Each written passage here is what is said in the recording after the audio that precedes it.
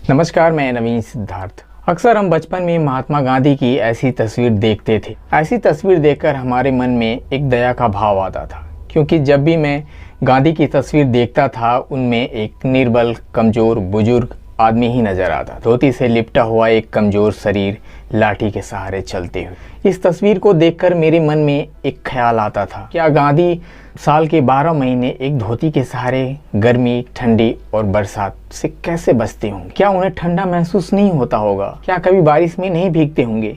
या देश की आज़ादी की लड़ाई में इतना व्यस्त थे कि उन्हें फर्क ही नहीं पड़ता था कि क्या पहनना है और क्या नहीं? या सच में गांधी बहुत गरीब थे जो अच्छे कपड़े अफोर्ड नहीं कर सकते थे? नेहरू, अंबेडकर और जिन्ना जैसे लोग भी तो कभी धोती नहीं पहने थे, तो क्या वो सच में बहुत अमीर? या फिर सूट की जगह धोती पहनना महात्मा गांधी की राजनीति का एक हिस्सा मात्र था? या फिर अपनी इमेज बनाने के लिए महात्मा गांधी गरीबी खरीदते थे?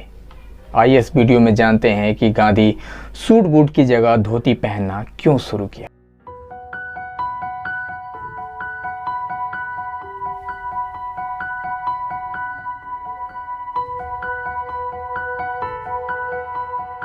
साल भर पहले राहुल गांधी जब भारत जोड़ो यात्रा कर रहे थे, तब उनकी एक सफ़ेद टी शर्ट भारतीय राजनीति के चर्चा का विषय बनी हुई थी। बीजेपी मानो राहुल गांधी से कम उनके टी शर्ट से ज़्यादा परेशान। इस टी शर्ट को लेकर बीजेपी आईटी सेल और सोशल मीडिया पर राहुल गांधी की इमेज को डैमेज करने के लिए तरह तरह के मीम्स और अफवाहें फैलाई। ऐसा लगता था कि राहुल गांधी का टी शर्ट बीजेपी के खिलाफ बोल रहा। ये सच है कि राजनीति में कपड़े भी बोलते हैं, इसलिए राजनेताओं ने खूब इस्तेमाल किया। इसका सबसे बड़ा उदाहरण मोदी को ही ले लीजिए। पिछले 10 सालों में जहां जहां जाते हैं वहां के कल्चर जैसा वस्त्र धारण कर लेते, जिसको लेकर भारतीय राजनीति में बड़ी आलोचना उनको झेलनी पड़ती है, लेकिन फिर भी ड्रेस चेंजर में महारत हासिल। अब दिल्ली के सीएम को ही ले लीजिए। इनकी ड्रेसिंग सेंस से आप ये अंदाजा नहीं लगा सकते कि ये पिछले 3 बार से दिल्ली के सीएम है। यदि चाहें तो ये महंगे कपड़े पहन सकते हैं, क्योंकि एक दिल्ली के सीएम होने के नाते उनकी मंथली सैलरी 3,90,000 होती, लेकिन फिर भी सामान्य कपड़ों में ही वो सार्वजनिक जीवन में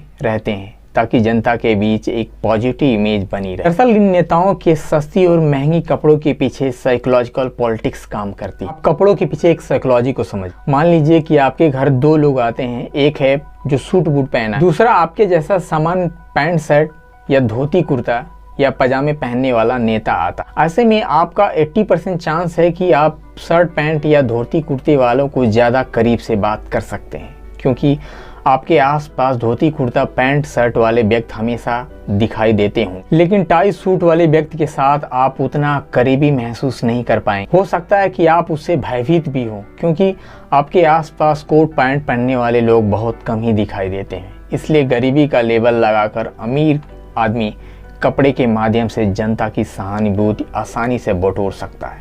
इसलिए गरीबी की रोल में महंगे नेता भी गरीबी को मेंटेन करते रहते हैं, ताकि लोगों के बीच अपनापन का एहसास कराएं, लोग उनसे जुड़ें, डरें। क्योंकि देश की एक बड़ी आबादी आज भी कोट टाई वालों से थोड़ा भयभीत होती नजर आती है, खासतौर से गांव के लोग, गरीब मजदूर। गरीबी का लेवल चिपका कर चलने वाले भारतीय राजनीति में सिर्फ केजरीवाल ही अकेला नेता नहीं है, बहुत से हैं। ये परंपरा आज़ादी से चली आ रही है।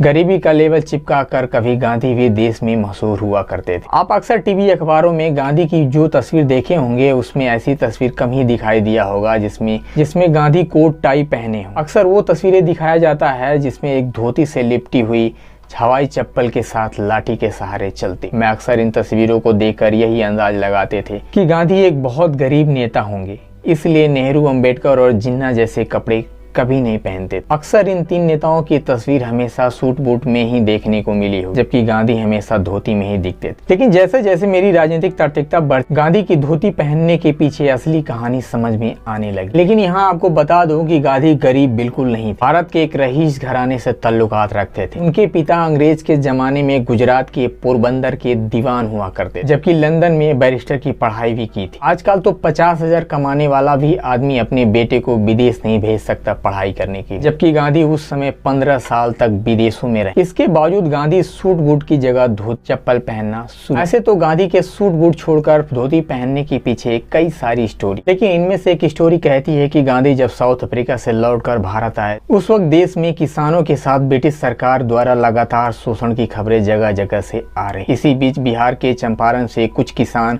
गांधी को ब्रिटिश सरकार के खिलाफ किसानों की लगातार शोषण की शिकायत। दरअसल बिहार के चंपारण में नील की खेती करने के लिए ब्रिटिश सरकार किसानों को मजबूर करती थी, उन्हें चावल गेहूं उत्पादन करने के लिए रोकती थी। यही नहीं, नील की खेती में किसानों के साथ लगातार अमानवीय व्यवहार करती थी।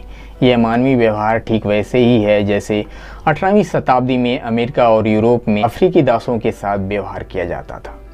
गांधी जब इन किसानों के बीच गए तो किसानों की हालात देखकर दंग रहे, क्योंकि वहां के लोगों के पास तन ढकने के लिए कपड़े नहीं। हजारों भूखे लोग, बीमार कमजोर हो चुके किसान खेती करने के लिए मजबूर होते। फिर भी समय से ना कोई मुआवजा मिलता था और ना ही कोई सहूलियत। उन किसानों के लिए महात्मा गांधी एक उम्मीद के किरण थे। इन किसानों में आधा महिला किसान, जिसे खेती करने के बाद अंग्रेजों के यौन शोषण का शिकार होना पड़ता। कई महिलाओं को देखकर ऐसा लगता था कि वो कई दिनों तक नहाई धोई नहीं होंगी, दूर से ही वो महकती। ऐसे में गांधी इन महिलाओं हालात को देखते हुए पत्नी कस्तूरबा से कहा कि महिलाओं को समझाएं कि रोज नहाएं और साफ सुथरे पर ध्यान दें ताकि बीमारी इनसे दूर रहे। वहां मौजूद महिलाएं अपनी झोपड़ियों में कस्तूरबा गांधी को ले गई और अपनी राम कहानी सुनाने लगी। हमारे पास एक ही जोड़ी साड़ी है और हम क्या करें, किसके सहारे नहाएं और क्या धो। आप गांधी से कहकर एक जोड़ी साड़ी हमें दिलवा दीजिए ताकि एक धो सके और दूसरा पहन सके। औरतों की ये बात सुनकर गांधी सन्न और कहते हैं गांधी यही बात सुनकर गुजराती चोंगा उतारकर उन औरतों को दे दी। उसके बाद कहा जाता है कि गांधी दोबारा चोंगा कभी नहीं पहने। उस घटना के बाद अगले 4 साल तक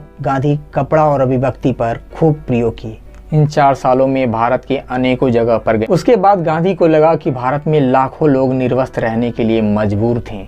ऐसे में सूट बूट या शाही कपड़ा पहनकर जाना उन्हें और डरा सकता था। उन्हें ऐसे लगने लगेगा कि मैं भी ब्रिटिश सरकार का आदमी हूँ। गांधी को उस दिन एक बात समझ में आ गई कि उन्हें अपनी आंदोलन से जोड़ने के लिए उन्हीं की लाइन में खड़ा होना पड़ेगा, उनके जैसा दिखना हो, उन्हें अपनापन का एहसास कराना होगा। इसलिए गांधी स्वदेशी आंदोलन के दौरान मुद्रई की एक सभा के बाद गुजराती पोशाक छोड़कर हमेशा के लिए एक सिंपल सी धोती पहनकर भारत के करोड़ों लोगों के साथ खड़ा। लेकिन सवाल ये है कि क्या सच में गांधी भारतीय गरीब जनता से इत्तेफाक रखते थे या अपनी जनता के बीच पॉजिटिव इमेज बनाने के लिए कपड़ों का त्याग किए। मुझे लगता है कि महात्मा गांधी भारतीय स्वतंत्रता आंदोलन में गरीब जनता को जोड़ने के लिए गरीबी को विक्टिम कार्ड की तरह इस्तेमाल की, ताकि गरीब भारतीय जनमानस को राष्ट्रीय आंदोलन से जोड़ा जा सके। एक बार सरोजिनी नायडू ने मजाक मजाक में कह दिया कि बापू की गरीबी अफोर्ड करना बड़ी महंगी पड़, मतलब ये कि गांधी अपनी इमेज के लिए गरीबी मेंटेन करते थे जो अमीरों से भी महंगी पड़ती, यानी गांधी गरीबी खरीदते थे, जिसे अंग्रेजी में एक्सपेंसिव पॉवर्टी कहते। दरअसल गांधी दिखावटी गरीबी के लिए हमेशा ट्रेन के तीसरे दर्जे में सफर करते थे,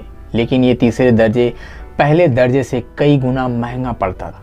ये तीसरे दर्जे की बात करें तो उसे स्लीपर या जनरल कोच समझ सकते, जहां बड़ी मात्रा में भीड़ होती है। उस भीड़ के लिए गांधी यात्रा करते थे। वो चाहते थे कि ये भीड़ भरी यात्रा के बीच ऐसी तस्वीर आए जो खबरों में छपे, जिसे जनता के बीच गांधी को लेकर एक सहानुभूति पैदा। जबकि ब्रिटिश सरकार कभी नहीं चाहती थी कि गांधी तीसरे दर्जे की सफर करे और पेपर अखबारों में गांधी की ऐसी भीड़ भाड़ के बीच वाली तस्वीर लोगों के सामने। इसलिए गांधी जब भी ट्रेन की यात्रा करते थे, ब्रिटिश सरकार उनके लिए विशेष ट्रेन अरेंज कराती थी जो 3 डब्बों की होती, जो केवल गांधी और उनके सहयोगियों के लिए होती थी, जो हर स्टेशन पर रुकती थी ताकि लोग उनसे मिल सके। या जब गांधी ट्रेन में यात्रा करते थे, उनके लिए 3 डब्बे रिजर्व किया जाता था। बीच वाले में खुद अकेला बैठ कि आगे पीछे वाला डिब्बा उनके सहयोगियों के लिए होता था। इन ट्रेनों के खर्चे गांधी ट्रस्ट की ओर से ब्रिटिश सरकार को कीमत अदा कर दिया जाता था। इसलिए मोहम्मद अली जिन्ना एक बार कहे थे कि जितने पैसे में हम फर्स्ट क्लास में यात्रा करते हैं, उसके कई गुने से ज्यादा पैसे में गांधी तीसरे दर्जे की यात्रा करते। यही नहीं, गांधी जी भारतीय राजनीति में अहिंसावादी छवि वाला नेता थे। इसलिए ऐसे इमेज को मेंटेन करने के लिए व्यक्तिगत जीवन में सिर्फ दूध पीते थे, भी सिर्फ बकरी का। आप जानते हैं कि बकरी का दूध तब भी बड़ा महंगा था और आज के लिए गांधी अपनी साबरमती आश्रम में बकरियां पालते थे ताकि दूध मिल सके। लेकिन गांधी पूरे साल भर भारत में घूमते रहते। अब उनके साथ कोई बकरियां तो नहीं ले जा सकता था, इसलिए दूध ढूंढना बड़ा मुश्किल पड़ता था। जरूरी नहीं हर जगह बकरी का दूध आसानी से मिल जाए, इसलिए कभी कभी बकरी का दूध महंगे से महंगे दामों पर गांधी के लिए खरीदना पड़ता था। एक बार जब गांधी लंदन गए तो वहाँ बकरी का दूध मिलना बहुत मुश्किल हो रहा था।